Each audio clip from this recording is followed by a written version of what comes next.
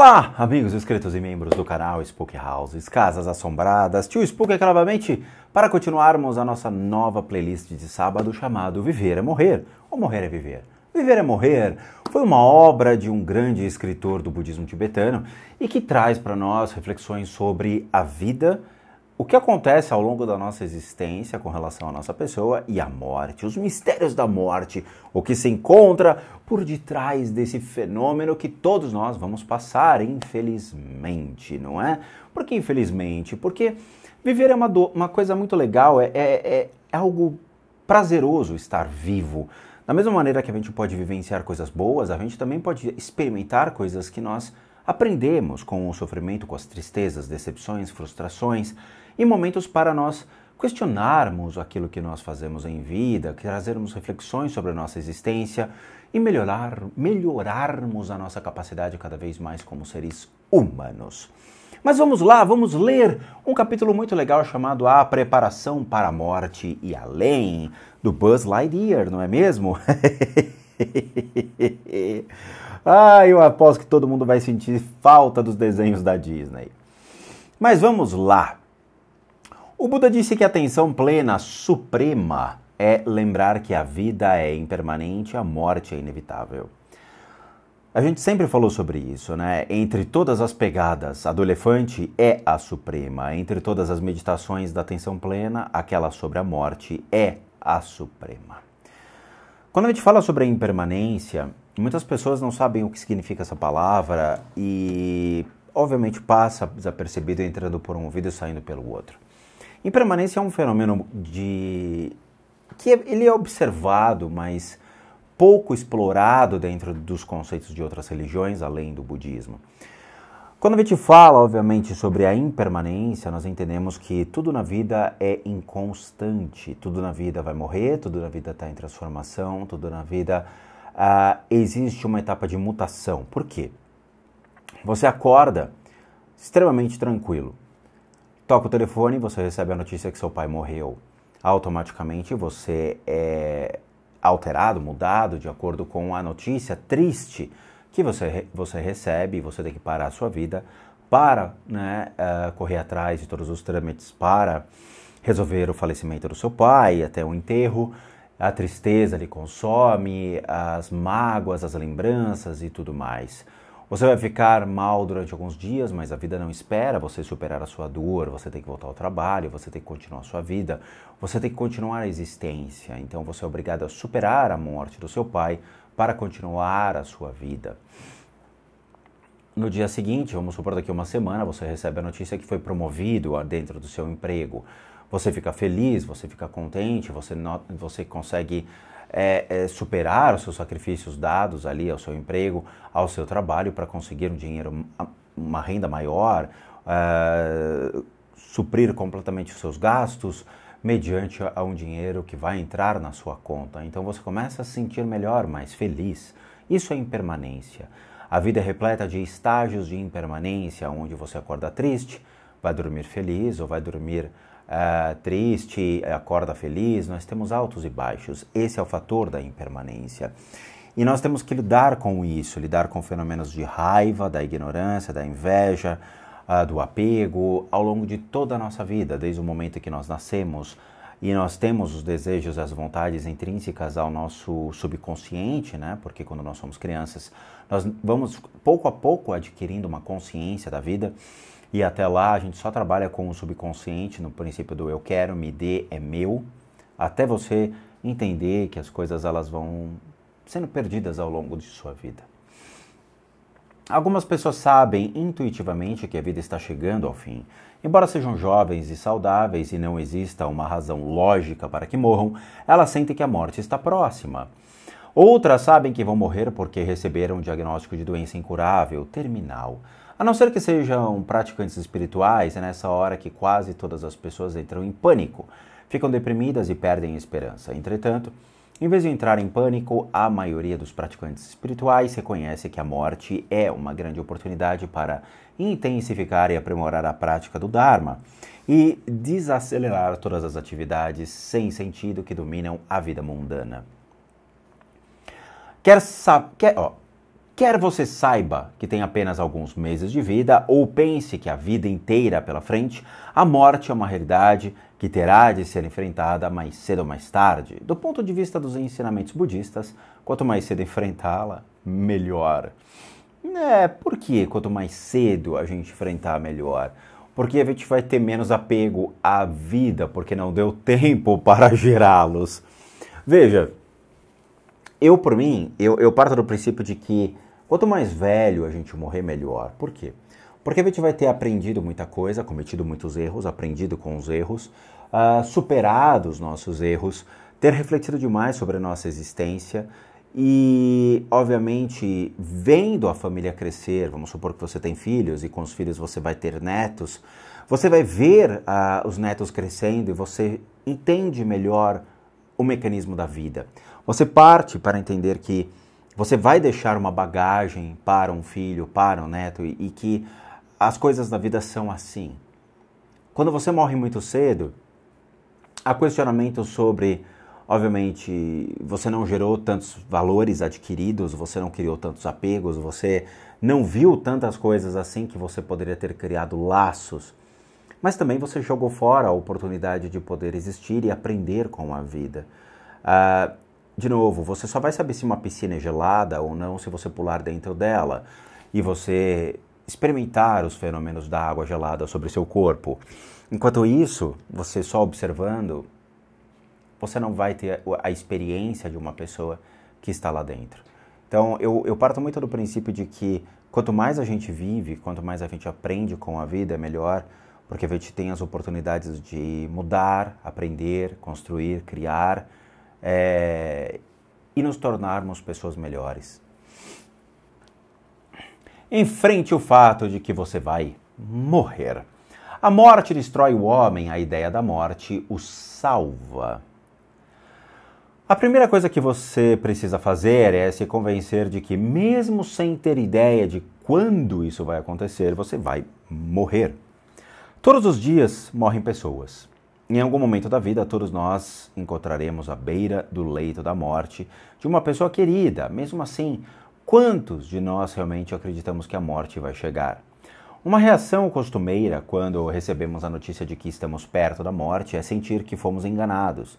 E não merecemos uma coisa dessas. Subconscientemente, pensamos, por que isso está acontecendo comigo? Por que agora? Afinal, sou jovem, não tenho 99 anos. Se eu fosse um velho, entenderia porque, obviamente, seria a hora de morrer, mas por que agora? A minha vida acabou de começar. Então, a primeira preparação para a morte é se convencer de que, embora não tenha ideia de quando, é absolutamente certo que você vai morrer.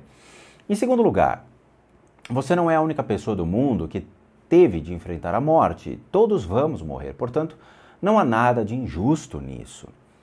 Cada vez que pensar estou morrendo, visualize o guru, o senhor dos sábios, junto a você e gere uma fé intensa. Isso aqui é relacionado a uma das práticas budistas, mas eu não vou dar detalhes aqui no texto, tá? Depois pense, não apenas eu, todos os seres sencientes estão sujeitos à lei da morte, ninguém está salvo. Apesar de havermos passado por incontáveis nascimentos e mortes aqui no samsara, tudo que sempre conhecemos foi o sofrimento da morte e todos aqueles nascimentos foram inteiramente sem sentido. Agora, porém, vou garantir que esta morte seja significativa.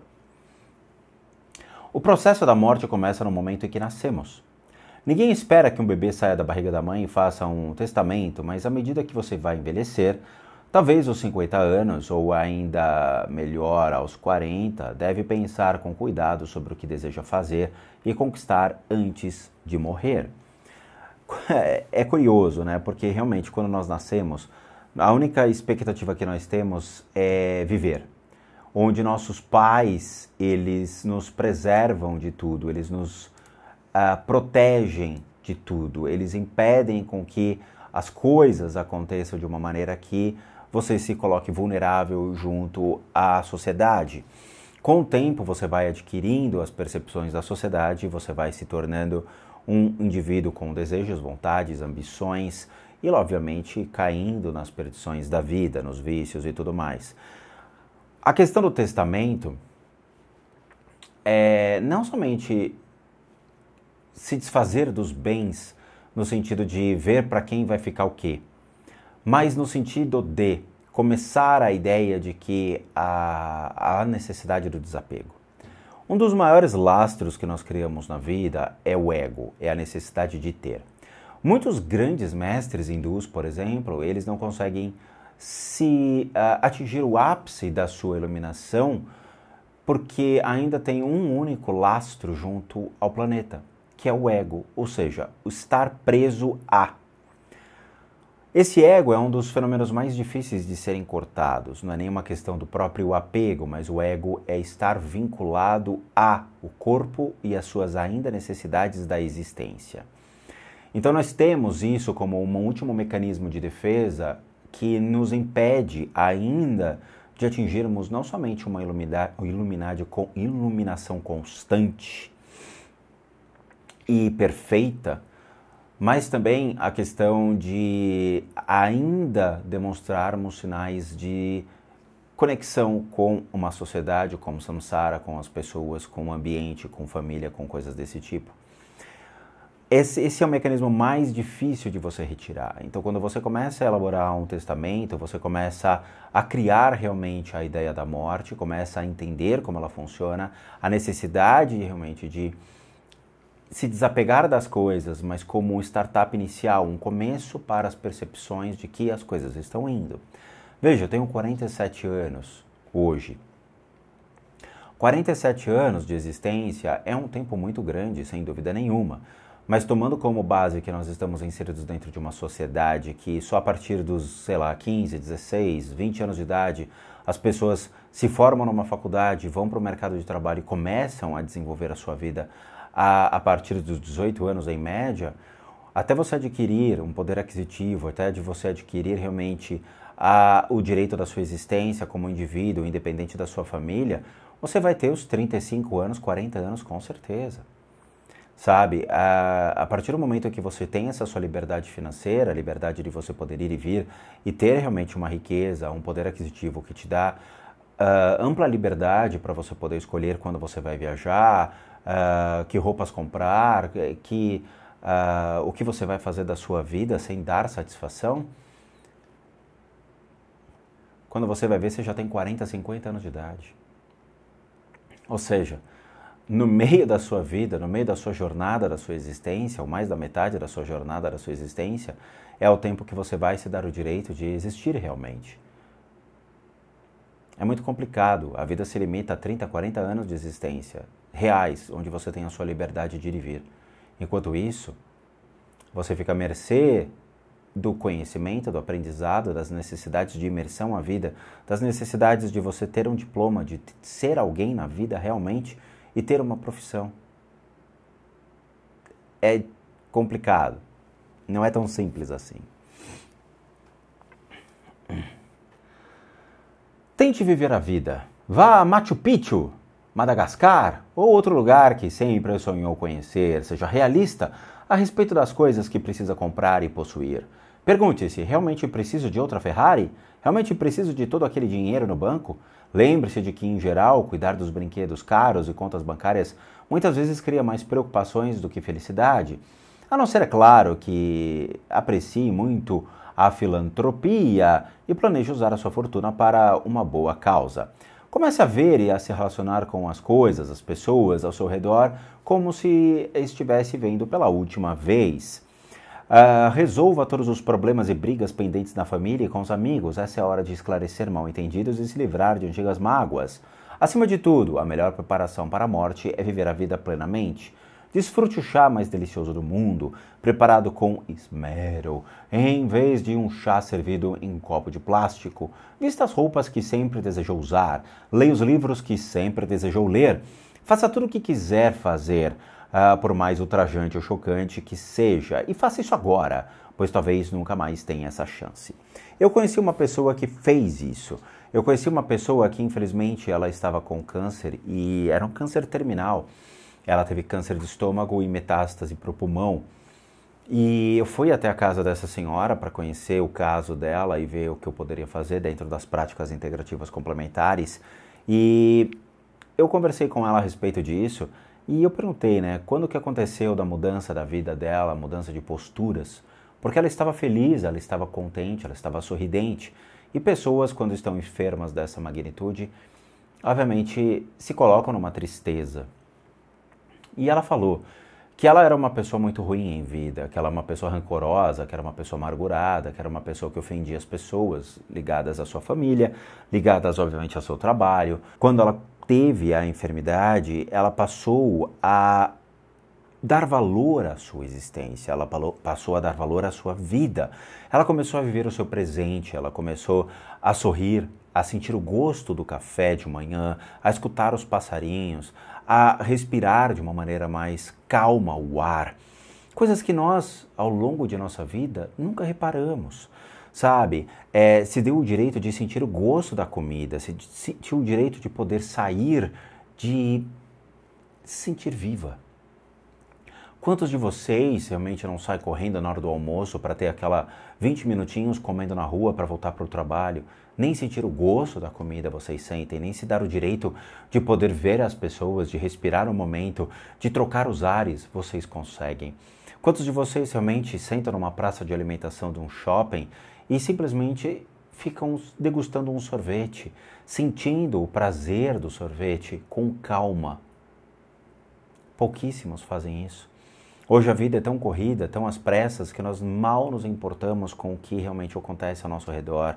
Nós ignoramos completamente todos os sinais daquilo que está sendo, o nosso corpo está demonstrando, nossas emoções estão demonstrando. Nós passamos a existir de acordo com o que a sociedade predetermina, as demandas da sociedade, o corre-corre da vida. E quando a gente está no leito de morte, olha para trás e fala, cara, eu vivi para o outro, eu fiz tudo para o outro, eu trabalhei numa empresa que mal me deu aquilo que realmente eu esperava, simplesmente uma parte da sua riqueza pífia que ele me distribuía como um salário. E hoje eu estou aqui, no leito de morte, olhando para trás, me vendo realmente num desperdício da minha própria existência, porque a sociedade me impõe a necessidade de ter, de ser, de poder, de ter que ter coisas que a sociedade assim o impõe, e não ao meu direito de existir como uma pessoa que poderia ter nascido, observado o mundo com calma, ter criado as coisas com calma, ter me dado o direito de poder decidir o que eu acho correto. Mas as pessoas decidiram por você, as pessoas escolheram por você, elas decidiram o que era o correto por você. E no leito de morte, essas pessoas não estão nem aí para você. É assim que é a vida, é assim que as pessoas se colocam, é assim que as pessoas acabam conduzindo a sua jornada na vida e esquecendo realmente o que elas são. A vida tornou-se algo tão superficial, tão, sabe, pífio, tão mecânico. Viver hoje tornou-se um fator mecânico e não algo realmente que você poderia ter prazer. É o que eu sempre falo, a gente tem que viver sempre o presente. E infelizmente, né, com o corre-corre da vida, a gente percebe que nós temos uma liberdade dentro do nosso princípio da existência, nos desfazendo de uma sociedade, conhecendo ela e vivendo ela pelo menos 30, 40 anos da nossa vida, 30, 40 anos depois, quando a gente vai conseguir riqueza e começamos a nos apegar das amarras da vida e das obrigações que nossa família nos coloca, na sociedade ela se impõe, olhando e falando, agora eu vou fazer o que eu quero. Sabe, eu lembro quando meu pai falou, Rô, você tem que ter uma faculdade ou administração ou economia, porque o futuro é das empresas. As empresas vão comandar a sociedade, as empresas criam possibilidades de emprego. Não adianta você querer se formar em história, ou economia, ou geografia, ou filosofia, porque a demanda por isso não tem. Sabe, se você entende de matemática financeira, se você entende de estatística, se você entende de planilhas, as empresas conseguem te absorver, você vai trabalhar e a certeza de você ter um emprego é muito maior. E ele estava correto, infelizmente. Por que infelizmente? Porque a vida não dá tanta liberdade assim para você escolher o que você quer ser. Você só vai escolher o que você quer ser depois que você tiver uma vida alicerçada dentro dos simples princípios da sua existência. Ok, agora eu já tenho a minha liberdade de poder ir e vir, eu já tenho um apartamento, eu já tenho um carro, eu já tenho o que a sociedade me impõe, agora eu quero fazer o que eu quero fazer da minha vida. Eu quero estudar o que eu quero me dedicar, colocar o meu tempo em coisas que realmente eu quero fazer, e não numa obrigatoriedade de trabalho. Nesse aspecto, obviamente, a sociedade ela tem um peso moldada dessa maneira. A vida foi moldada dessa maneira. O que dificulta é que você olha no final e você fala, cara, eu vivi minha vida do jeito que eu queria. Eu agradeço de novo, muito obrigado. Obrigado por assistirem ao vídeo até agora. Eu espero que vocês tenham um psicoterapeuta alternativo. Sou licenciado nacional e internacionalmente por institutos que me habilitam, me capacitam, para que por meio de técnicas complementares a gente complemente a medicina e nunca substitua. Complementamos junto, obviamente, aos tratamentos das enfermidades físicas, emocionais, mentais, bem como as limpezas de casa e as análises de hojemail.com. E lá vocês vão obter todas as devidas informações, bem como os respectivos valores. Sim, eu cobro. Por quê? Porque eu não sou espírita, eu não sou pai de santo, eu não sou médium, eu sou um profissional das práticas integrativas complementares. Para aqueles que querem ajudar o canal, nós temos 3 formas de doação, PayPal, Seja Membro e o Valeu. Os 3 encontram-se aqui embaixo, só você clicar na melhor opção e aí você vai ser... Namastê, meus nobres e queridos gafanhotos.